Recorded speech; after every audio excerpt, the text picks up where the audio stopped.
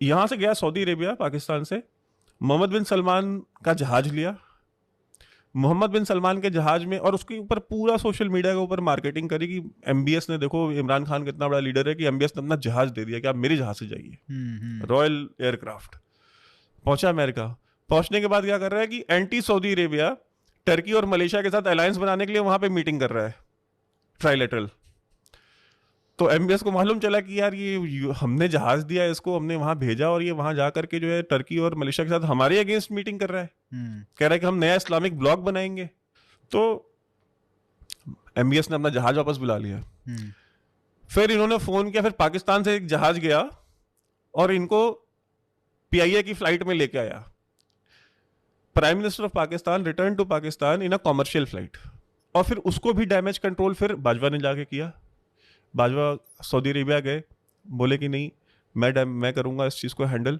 फिर अगली meeting Malaysia में होनी थी, टर्की पहुंच गया, मलेशिया में महातिर मोहम्मद तैयार था, ये गया ही नहीं, तो एक डैमेज वो किया। टर्की और मलेशिया फिर नाराज हो गए, उन्होंने कहा यार हम इसके चक्कर में हमने भी सऊदी अरेबिया से कहा कि हम तैयार हैं और यही नहीं आया, यही गायब हो गया। वो भी बाजवा ने फिर मैनेज किया।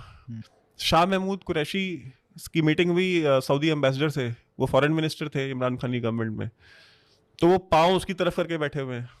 मतलब एक बेसिक एटिकेट होता है ना, वो तो सऊदी अरेबिया का एम्बेसडर है, वो तो रिप्रेजेंट करता है पूरे वहाँ की पॉपुलेशन को, तो वो तो नहीं इसको लाइटली लेगा। वो वहाँ पे अगर जाएगा तो क्या, फिर वो फोटो वायरल हुई ट्विटर के ऊपर, और फिर सऊदी अरेबिया ने फिर जितना ट्रोल किया, फिर बुला करके फिर जाके माफी मांगनी पड़ी।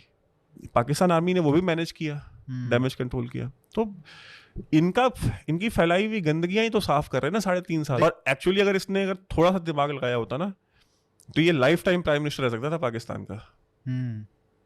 अगर इनको एर्तुगरुल गाजी बनने का शौक ना होता, सिर्फ प्राइम मिनिस्टर बनने का शौक होता, तो ये मतलब Pakistan army would have made sure कि यार ये पावर में रहे।